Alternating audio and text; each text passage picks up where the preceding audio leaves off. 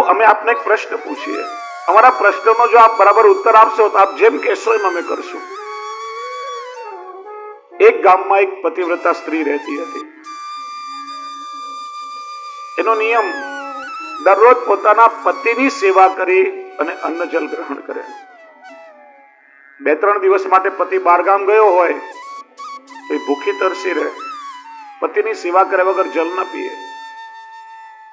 એકવાર એના પતિને 6 મહિના માટે કોઈ વેપારના કામથી બહારગામ જવાનો પ્રસંગ આવ્યો.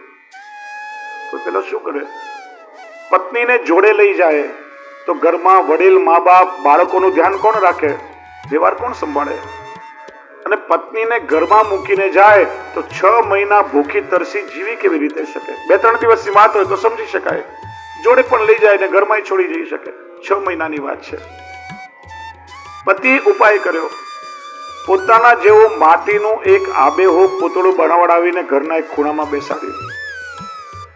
પત્નીને કહેજો, આ માટીના પૂતળામાં હું પોતે જ છું એવો ભાવ રાખી તું દરરોજ એની સેવા કરજે અને પછી ભોજન કરી લેજે. બંનેની વાત રહી ગઈ. પતિ ગયો બહારગામ અને માટીના પૂતળામાં સાચો પતિ છે એવો ભાવ રાખી પેલીની સેવા કરી અને ભોજન કરી લે. ગોપીઓ કે પ્રભુ હવે ધ્યાનથી સાંભળો, એક દિવસની વાત. દરરોજની જેમ પેલી પતિવ્રતા સ્ત્રી માટીના પૂતળાની સેવા કરવા જતી હતી, તેનો સાચો પતિ દ્વાર પર આવીને ઉભો રહ્યો. પેલી સ્ત્રી શું કરે? પતિ પાસે જવું જોઈએ કે માટીના પૂતળાની સેવા કરવી જોઈએ? જો પૂતળાની સેવા કરવા ન જાય તો પતિની આજ્ઞાનું ઉલ્લંઘન થાય, અને પતિ પાસે ન જાય તો પતિની અવજ્ઞા થાય. શું કરવું જોઈએ? ભગવાન કે એમાં પૂછવાની શું જરૂર છે? જ્યાં સાચો પતિ દ્વાર પર આવીને ઉભો રહ્યો છે ત્યાં માટીના પૂતળાનું શું કામ? ગોપીઓ કે પ્રભુ અમે પણ આપને ક્યારની એ જ તો સમજાવી રહી છે. જેની પાસે મોકલી રહ્યા છો એ માટીના પૂતળા છે અને એક દિવસ એમનો દેહ માટીમાં મળી જશે. અમારા જન્મો જન્મના પતિ તો આપ છો અને આપ અમને પતિવ્રતા ધર્મ શીખડાવો છો. અમારું પાતિવ્રત્ય ક્યારે અખંડ રહે? જ્યારે પ્રત્યેક જન્મમાં આત્મા સાથે આપનું વર્ણન થાય. આ તો બધા શરીરના પતિ છે. ગયા જન્મમાં શરીરનો પતિ કોઈ જુદો હતો, આ જન્મમાં દેહનો પતિ કોઈ જુદો છે, આવતા જન્મમાં આ દેહનો વળી કોઈ જુદો પતિ હશે. આ બધા તો માટીના પૂતળા માટીમાં મળી જશે, પણ આત્મા તો એક જ છે ને. પ્રત્યેક જન્મમાં આત્માથી આપનું વર્ણન થાય. પ્રભુ મેં તો આત્માથી આપનું વર્ણન કર્યું છે. અમારા સાચા પતિ તો આપ છો. આ સાંભળી ઠાકોરજી ચૂપ થઈ ગયા, કઈ બોલી ન શક્યા. કેમ કે પ્રભુ કે હું દરરોજ નવનીત તરોગું છું, માખણ ખાઉં છું. મારો સ્વભાવ પણ નવનીત જેવો છે અને માખણને પીગળાવવા માટે તાપ જોઈએ. જ્યારે મને પામવાનો તાપ તમારા હૃદયમાં જાગશે ત્યારે આ નવનીત પીગળશે. અને જ્યાં ગોપીઓના હૃદયમાં તાપ જાગ્યો, પ્રભુએ પૂછ્યું શું મનોરથ છે? લઘુ રાસ પ્રારંભ થયો છે. લઘુ રાસ કરતા કરતા ઠાકોરજીએ પોતાનું અલૌકિક કૃષ્ણ તત્વ ગોપીઓના કણકણમાં પધરાવવું શરૂ કર્યું છે.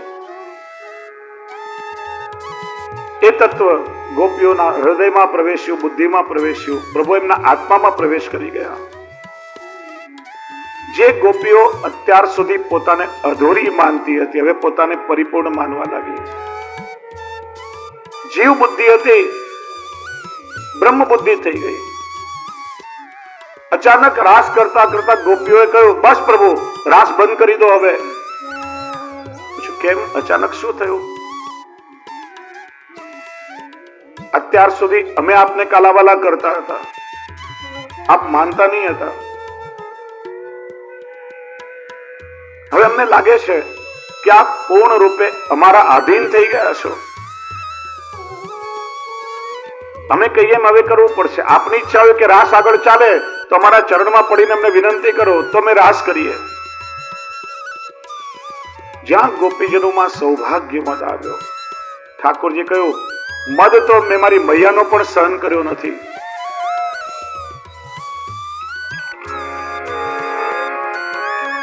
મદ તો મેં મારા આપ્તજનોનો પણ સહન કર્યો નથી. તમારો મત કેવી રીતે સહન કરું? ક્યાં ગોપીજનોને મારે રસનું આનંદનું દાન કરવું છે. આ ઘડો તો બની ગયો પણ હજી પાત્રતા સિદ્ધ થઈ નથી. કાચી માટીનો ઘડો હોય એમાં જલ ભરીએ, બધું જલ એમાંથી સરી જાય, પણ એક કાચી માટીના ઘડાને જો અગ્નિમાં તપાવીને નિબાડામાં પરિપક્વ કહીએ, એની પાત્રતા નિર્મિત થાય તો જલ પણ એમાં શીતલ થાય છે. પ્રભુએ વિચાર્યું કે જ્યાં સુધી વિરહની અગ્નિમાં આગળો પકાશે નહીં ત્યાં સુધી એની પાત્રતા સિદ્ધ નહીં થાય. થોડું એમને વિરહનું દાન દેવું પડશે, કેમ કે આ તો અધૂરો ઘડો છલકાઈ રહ્યો છે. અને એટલા માટે સૌભાગ્યમદ આવતા જેમના પર કૃપા કરવા માટે ઠાકોરજી અંતર્ધાન થઈ ગયા છે. છોડીને નથી ગયા, પ્રત્યક્ષ રૂપે દેખાતા બંધ થઈ ગયા, અંતર્મનમાં બિરાજી ગયા. કોઈને બહુ મોટો ખજાનો મળ્યો હોય અને અચાનક ખજાનો હાથમાંથી ચાલ્યો જાય એવી દશા ગોપીઓની થઈ. પાત્રતા ન હોય તો જીરવી ના શકે. દરેક અધિકાર કે પાત્રતા હોય એટલું જીરવી શકે.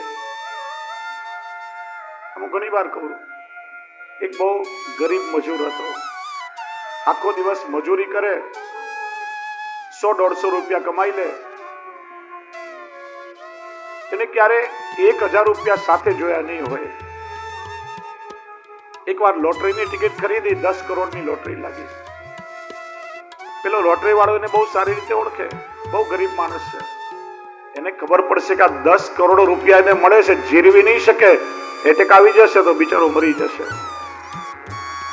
ધીરે ધીરે એના મગજમાં ઉતારવું જોઈએ. પોતાના માણસને સમજાવીને મોકલાવે છે કે ભાઈ તું ધીરે ધીરે એના મગજમાં ઉતારજે કે આ રૂપિયા મળે છે, એક સામ તો નહીં કહી દેતો. પેલો લોટરી વાળાનો માણસ આવ્યો, કેવા લાગ્યો, તને 10,000 રૂપિયા મળે તો શું કરે? 10,000 રૂપિયા? અરે મેં તો ક્યારેય જોયા નથી. માની લે તને મળે તો શું કરે? હું એક સાયકલ ખરીદી લઉં, સાયકલ પર બેસીને દરરોજ મજૂરી કરવા જાઉં, રોજ ટાટિયા તોડવાનું મારું બચી જાય. તને 10 લાખ રૂપિયા મળે તો શું કરે? પછી તો એક 2 વ્હીલર ખરીદી લઉં, આ ઝૂંપડામાંથી એક રૂમમાં રહેવા માટે જઉં, બાળકોને નિશાળમાં ભણવા બેસાડું, થોડુંક સગવડતાથી જીવું. તને 1 કરોડ રૂપિયા મળે તો શું કરે? પછી તો એક ફ્લેટમાં રહેવા જાઉં, બાળકોને સારામાં સારી નિશાળમાં બેસાડું, ગાડી ખરીદી લઉં, સુખ ચેનથી જીવું. કે તને 10 કરોડ રૂપિયા મળે તો શું કરે? એમાંથી 5 કરોડ હું તને આપી દઉં. અને સાંભળીને આવનારને એટેક આવી ગયો, હાર્ટફેલ થઈ ગયું, મને 5 કરોડ મળી જશે. પાત્રતાથી અધિક મળે ને તો જીવીને જીરવી ન શકે. ઠાકોરજીએ પાત્રતાથી અધિક રસનું દાન ગોપીઓને દીધું છે. જીરવી ન શકી, મદ આવ્યો અને પ્રભુ અંતર્ધાન થઈ ગયા છે. શું કરીએ કે જેનાથી પ્રભુ મળે? પ્રભુને શોધવા માટે નીકળી છે. જે કોઈ માર્ગમાં મળે એને પૂછે, તમે મારા પ્રભુને ક્યાંય જોયા છે? પીપળાનું વૃક્ષ મળ્યું, જાંબુનું મળ્યું, આંબાનું મળ્યું, કેટલાય વૃક્ષોએ હા કહી, કેટલાક વૃક્ષોએ ના કહી. નામ થયું જાન અજાણ વૃક્ષ. આજે પણ ગોવર્ધન જતીપુરાની વચ્ચે છે. પ્રશ્ન થાય, વૃક્ષ તો વૈષ્ણવ છે ને વૈષ્ણવ પ્રભુ સુધી પહોંચાડે, જાણતા હતા ના કેમ કહી? એનું કારણ હૃદયનો ભાવ જેની સામે પ્રગટ કરીએ એ સામેવાળા વ્યક્તિનો ભાવ પણ આપણા સમાન છે કે નહીં એની ખાતરી કરવી જોઈએ. આપણો ભાવ શુદ્ધ હોય અને સામેવાળો વ્યક્તિ અનધિકારી હોય, એની પાત્રતા શુદ્ધ નથી, તો રસાભાસ થઈ જાય, ઓર દોષ બુદ્ધિ આવે. અને એટલા માટે જાણવા છતાં પણ કઈ બોલ્યા નથી. કોયલ મળી, હરણી મળી, કોઈ બતાવવા તૈયાર નથી. માર્ગમાં તુલસીનું બનાવ્યું, એક ગોપી કે તુલસી તો શ્યામ સંગીની છે, એ ચોક્કસ કહેશે પ્રભુ ક્યાં છે. બીજી કે આ તો મને મારી સોતન જેવી લાગે છે. અને સોતન થોડી બતાવે કે પ્રિયતમ ક્યાં છે, ઉલટું વળી આપણું અપમાન કરીને કાઢી મૂકશે. ત્યારે કહે છે, ચલો સખી સોતન કે ઘર જઈએ, માન ઘટે તો કહા ઘટ જઈએ, પી કે દર્શન પઈએ. પ્રભુને શોધવા માટે નીકળી છે. અને ગોપીઓ પ્રભુને જ્યાં શોધી રહી છે ને, એ કોઈ બાગ બગીચા કે પાકા રસ્તાઓ નથી, વન છે. કાકરા પણ હોય, કાંટા પણ હોય, એક પણ ગોપીના ચરણમાં કાંટો લાગ્યો નથી. જે માર્ગથી ગોપી પ્રભુને શોધવા નીકળે, સ્વયં ઠાકોરજી કંટક, કાંટા વીણી, કાકરા વીણી એમનો માર્ગ સ્વચ્છ કરી રહ્યા છે. કોઈ ગોપી વિરહમાં મૂર્છિત થઈને ઢળી પડે, સ્વયં ઠાકોરજીને સંભાળી લેશે. પ્રભુ એમના અંતર્મનમાં છે કે તો ગોપીઓ જીવિત છે. ચરણ ચિહ્ન દેખાયા, પણ થોડા ફૂલ વિખરાયેલા જોયા, એમનાથી સહન ન થયું. સાથે એક સ્ત્રીના ચરણ ચિહ્ન છે.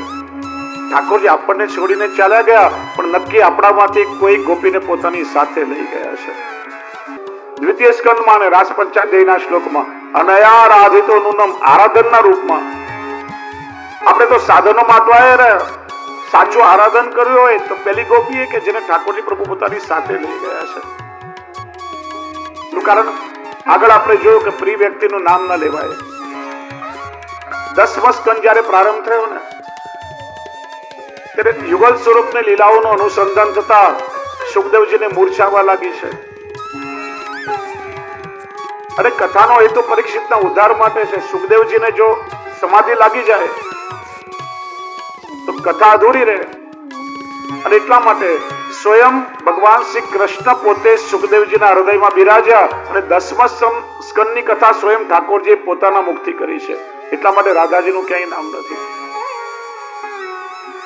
ગોપાલદાસજીનો વાખ્યાન તમે જુઓ, વાણી ગોપાલદાસજીની છે, પણ સ્વયં શ્રી ગુસાઈજી વાંગમય સ્વરૂપે પ્રગટ્યા છે. શ્રી મહાપ્રભુજીના વહુજી, એમના ધર્મપત્ની, 7 બાળકોના વહુજી, બેટીજી, બધાના નામ છે. શ્રી ગુસાઈજીના બંને વહુજીના નામ એમાં નથી, કેમ કે આ પોતે વાંગમય સ્વરૂપે પ્રગટ્યા છે. ગોપીઓ કે છે સાચું આરાધન તો પેલી ગોપીએ કર્યું છે. આપણે સાધનોમાં અટવાયા રહ્યા.